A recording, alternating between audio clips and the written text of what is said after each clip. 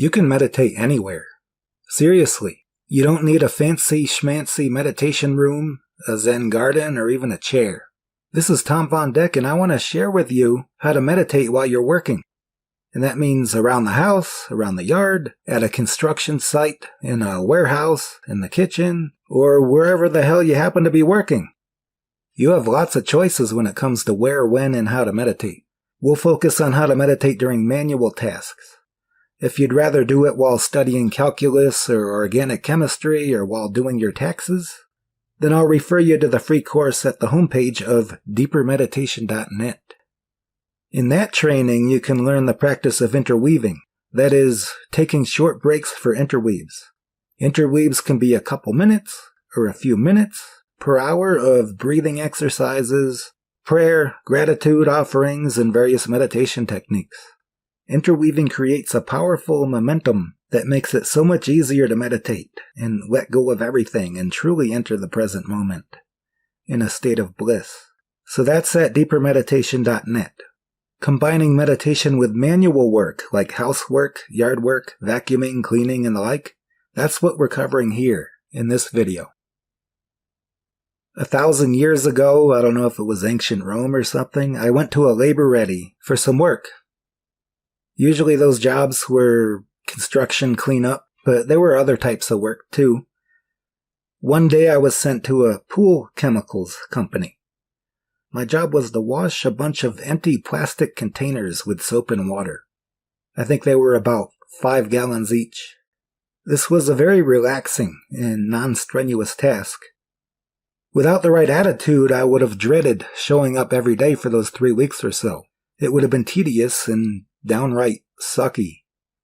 But thankfully, I was looking for a meditation opportunity and found an awesome one. It was so much more joyful that way. I loved that job, even though it paid crap. But it was way cooler than riding on the back of that crazy lawn debris truck after a rainstorm soaked everyone's lawn debris and made it pretty damn heavy. The worst moment on that one was lunch break.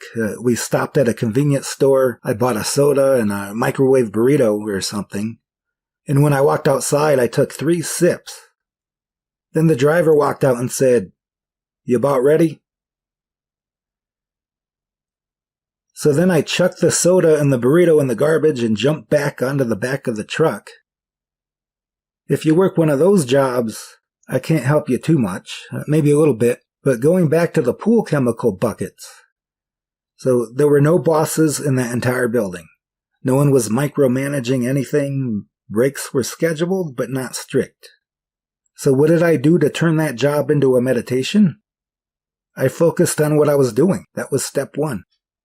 So this is method 1. We're going to do 2 methods here. So in this job, I focused on the physical sensations of the task and my own breathing. Physical sensations included feelings in the hands while scrubbing, the soap texture, the water as felt through the rubber gloves, the sensation of breathing, feelings in the arms, legs, lower back, and waist while lifting the buckets, and movement as I felt in various muscles while I was moving. I did not regulate the pace or depth of breathing. I did regulate the pace of the task. It wasn't fast enough to make me all huffy-puffy and winded. It wasn't slow either. It was a steady tempo. Kind of like the tortoise and the hare story, but a little faster than a tortoise. Maybe a lot faster. And when thoughts came up and pulled attention away from the task, I did not judge it. I didn't judge the thoughts. The thoughts were happening inside of the present moment, not outside of it. They existed in the moment, and they were okay. It was okay to let them exist. But when it occurred to me that I was trying to focus on the task, the attention went right back to the task, specifically the breath and the body sensations. And the color of the containers or buckets or whatever, I like the word buckets better, was a very deep blue. That actually helped with concentration too. It was kind of a standard color, but it was beautiful and bright. It caught my attention. Despite the apparently repetitive nature of the work, each moment was new and fresh. Each bucket, that I washed was new and fresh. No two buckets were the same, and no two strokes of the sponge were the same. And that's the key here. The more absorbed you become in the activity, the deeper your experience of that activity is. That allows you to see and feel the subtle distinctions between the strokes, the breaths, and the muscle sensations. The deeper the experience of the work, the less boring that work is. Everything's new and wonderful as each moment passes. Now let's drill down on specific tasks and chores that can become meditation practices. Washing dishes. Here you have lots of opportunities to feel and listen. Soap, water, water temperature, sponge texture, faucet and or sprayer sounds, hand movements, upper body muscle sensations, and the feeling of your own breath, your own breathing. How about pulling weeds? Plenty of sensations, smells, and sights here. You have feelings in multiple muscle groups, knees, feet, the feeling of the knees and the feet on the dirt or the kneeling pad, texture of the weeds as you're handling them, the texture of the soil, the pulling movement as you're uprooting the weeds, whether you're using your hand or a tool, the beauty of the flowers or the crops, the smells of the flowers or the crops, your own breathing, all those things. Now, mowing the lawn, that doesn't sound too meditative, does it? Well, it can be. This is mainly listening and feeling. Feelings in the feet, legs, and most other muscles. The sound of the mower, and that's probably about it. The volume of the sound may heighten stress levels a little bit, but don't worry about it. You probably won't have much trouble concentrating on the sound of the lawnmower, will you? Making a meditation out of it will be far less stressful than mumbling to yourself, OMG, this is too loud, I want it to end, make it stop. And if it helps any, you can prepare for the lawnmower meditation in advance by doing gratitude work. You can give thanks for the amazing yard that you have in your house and all the things that you're able to do in your yard and house. That's the kind of prep work that just might make it easier to work with the noise.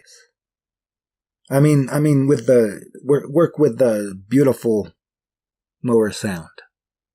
It is beautiful when you're in the flow, when you're in the moment. Now for chopping broccoli. This will provide sounds and a lot of sensations too. Cutting through a thin stalk will feel different than cutting through a thick stalk or hacking up the crown into tiny little pieces. And I like the smell of broccoli, so you get lots of sensations there. And smells. And if you're looking for a real challenge, onions are great for that. Try chopping some onions and turning that into a meditation. Feel the burn. And don't break your knife. Don't use a cheap knife either, because you'll probably break it. So are you getting the gist of all of this? Are you catching my drift? Actually, I don't even know what that phrase means. It's kind of dumb. But anyway, apply the above to ironing, vacuuming, dusting, and whatever other chores you can think of. Sweeping. Now, method 2. Let's go with method 2 here. That's putting that mantra to work. Maybe you don't have a mantra yet. That's okay. But if you're doing work that's fairly mindless, mantras are great for that. I used mantras when working in gas stations. I didn't do it when customers or coworkers were there or during administrative tasks, like management type stuff. This was something I saved for cleaning and when changing out the coffee, stocking the cups and straws, sweeping, fronting and facing the shelf and cooler items, and other relatively non-cerebral tasks. And again, for meditation during cerebral tasks like office work, you want to look into taking short breaks for interweaves. That can be a couple minutes per hour of breathing, prayer, gratitude, and various other techniques. And I cover that elsewhere on this YouTube channel and also in the free course at deepermeditation.net. You just click the blue button there when you get there. Now going back to the gas stations, as I wrote in the appendix chapter of Oceanic Mind, the Deeper Meditation Training course, one goal was to end each shift with more energy than what I started with. And that strategy usually worked. That was with mantras. And what is a mantra? A mantra is a word or phrase that you repeat out loud or silently. You can sing it, you can think it, you can say it, but whatever you do, you got to do it over and over again. A mantra can be spiritually or religiously significant, like a line of a hymn, or it could be secular, or inspiring, or even nonsensical. Just use a nonsense word. Just like the stroke of a sponge, each repetition of the mantra is new and different and fresh in each moment, each time you repeat it. Each one is 100% unique, especially as you become more single-mindedly absorbed in the experience of the mantra. Hey folks, this is Tom Von Deck. If you want to cut through the internet clutter and determine your personal best meditation technique, while learning rarely taught secrets for making meditation far easier in daily life, then try the free course at deepermeditation.net. Just go to deepermeditation.net, click on the first blue button you see under the headline and bullet points and all that stuff, and you'll determine your personal best, the most effective for you, meditation technique within the next 6 days. You'll find the best practice for you, a unique individual. You'll use little-known secrets that make meditation far easier to do, fit meditation into a busy schedule while reaping all its benefits, and if you already have your best technique, you get to learn what to do before, after, and between sessions to go much deeper into meditation and turn every minute of each day into a meditation. And that's all at deepermeditation.net. That's all for now. Thanks for listening.